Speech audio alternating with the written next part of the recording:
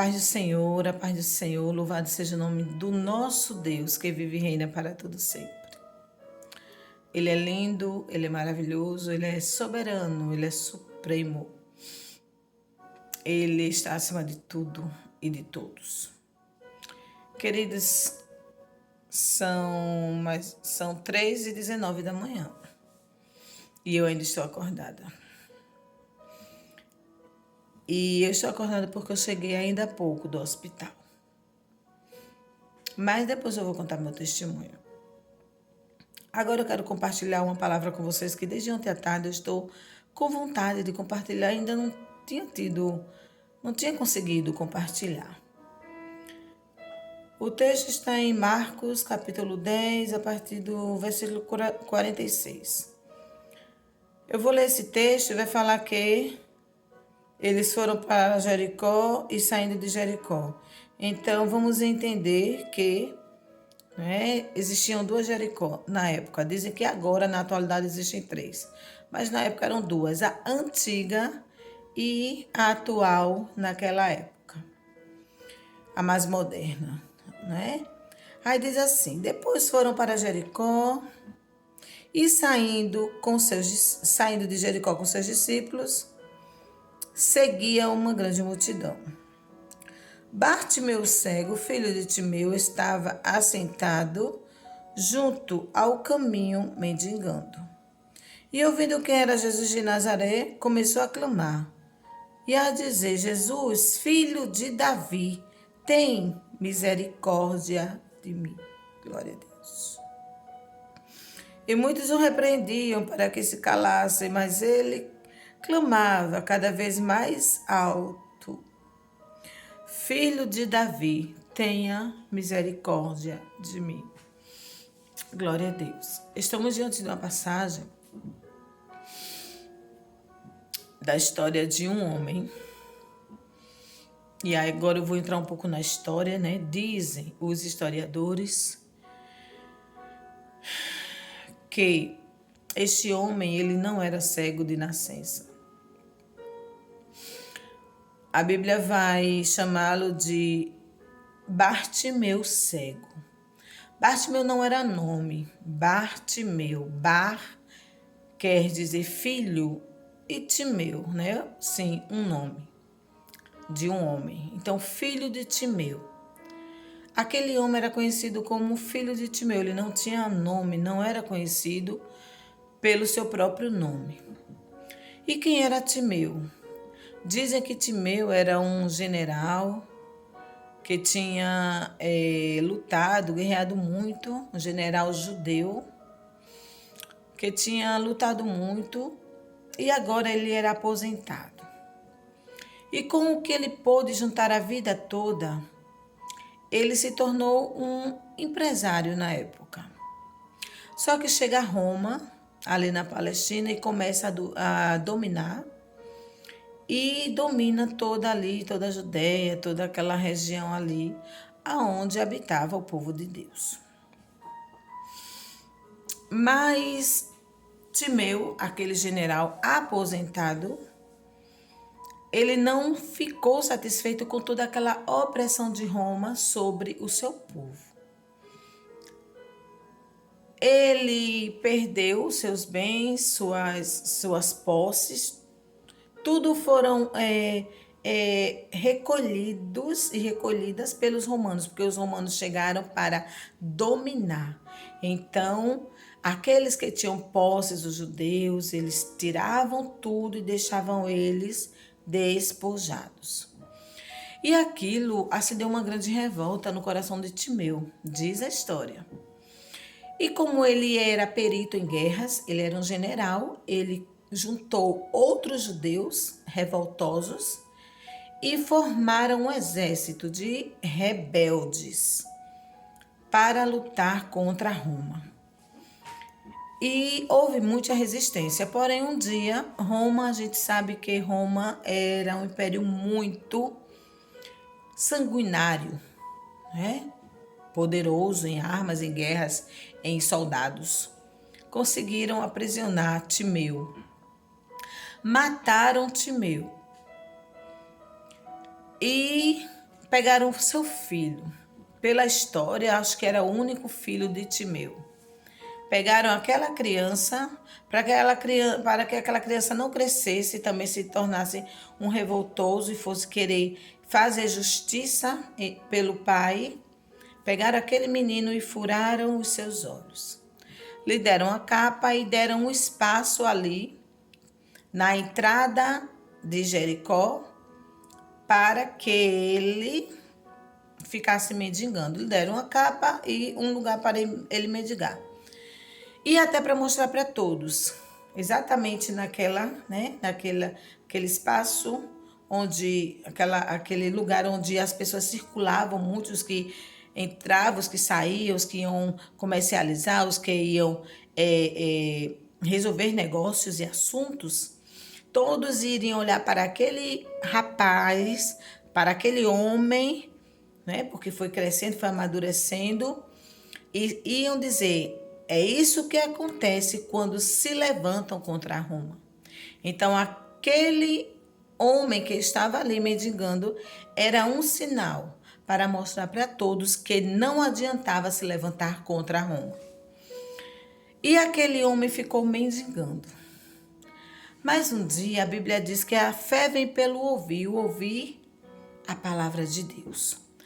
Um dia aquele homem com certeza ouviu falar de Jesus Cristo, dos seus sinais, dos seus milagres, dos seus feitos. E de repente ele ouve que aquele Jesus que ele já tinha ouvido falar, que operou tantos milagres, iria passar por ali. E quando ele viu aquele movimento, ele começa a gritar e a dizer: Jesus, filho de Davi, tenha misericórdia de mim. Mas muitos diziam: cala a boca, cego, ele não vai te ouvir. Mas ele não ouvia as vozes estranhas, as vozes negativas, as vozes contrárias. Aí é que ele gritava cada vez mais alto. E Deus tem uma palavra para mim e para você nesta madrugada. Não ouça as vozes contrárias. Não ouça as vozes negativas. Aquelas palavras que vêm para te afrontar, para te colocar para baixo, para dizer que nada dá certo, para dizer que tudo desmoronou e que não há mais saída, não há mais solução, não há mais como resolver. Eu te digo nesta hora, continue a clamar. Porque não foi na primeira vez que o cego clamou que Jesus mandou chamá-lo. Jesus já estava ouvindo. E isso trazendo para a nossa realidade, o Senhor está ouvindo o nosso clamor. O Senhor está ouvindo a nossa oração. O Senhor está anotando no livro de Deus a nossa posição, os nossos atos. Mas tudo é no tempo. Porque o Senhor, Ele ama ouvir a nossa voz. Quantas vezes nós estamos numa situação favorável e a gente esquece de realmente se dedicar ao Senhor? A gente vai para a igreja, a gente ora, a gente canta, mas ainda não é com aquela intimidade que o Senhor almeja e que o Senhor deseja. E aí o cego clamou a primeira vez e mandaram ele se calar. Ele clamou a segunda vez e continuaram a mandar ele se calar, mas ele continuou insistindo, perseverando. E quando o mestre viu que realmente ele estava clamando do fundo do coração, o mestre vai e diz: vai e chama aquele homem. Glória a Deus. Louvado seja o nome do Senhor. Aquele homem, ele poderia já não ter mais esperança em sua vida.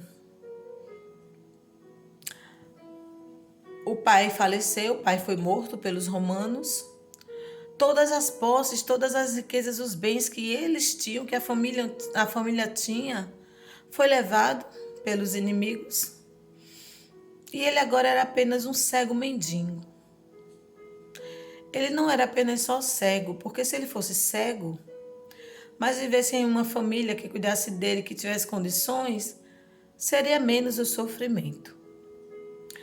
E ele não era só mendigo. Se ele fosse apenas um mendigo e tivesse visão, ele poderia se virar de outras formas. Porém, além de ser cego, ele era mendigo. E além de mendigar, ele era cego. Então, aparentemente, era uma vida destruída, derrotada, e ele iria morrer naquela situação. Tem coisas que Deus permite na nossa vida para glorificar o nome dele. Tem coisas que Deus permite na nossa vida para exaltar o nome dele futuramente com o nosso testemunho. E às vezes nós falamos assim: Senhor, usa-me. Sou um vaso. Tu és oleiro. Usa-me como uma ponte. Usa-me como uma flecha. Não é assim que diz, né? O poeta, a canção de Aline Barros. Como um abrigo no deserto. E quando o Senhor começa a querer nos usar, mas é preciso primeiro trabalhar no vaso, a gente treme nas bases. Ei, tcharamba, xurianda. E a gente fica como os discípulos, socorre-nos, Senhor, porque nós vamos perecer. Um pouquinho do aperto de Deus em nossas vidas, a gente já se sente tão frágil que achamos que não vamos suportar. Mas o Senhor, como ele ouviu a Bartimeu, Bartimeu foi até Jesus. O Senhor disse: a tua fé te salvou, vai em paz. O Senhor deu a salvação e deu a visão. O Senhor restaurou tanto espiritualmente como fisicamente. E a Bíblia diz que ele foi, glória a Deus, seguindo a Jesus pelo caminho. Saiu glorificando o nome do Senhor por aquele milagre alcançado. Os milagres, tanto o espiritual como o material físico. Na minha vida e na sua não vai ser diferente. O Senhor está apertando, o Senhor está trabalhando. Mas Ele está aí, Ele está aqui. Ele está pertinho, guiando.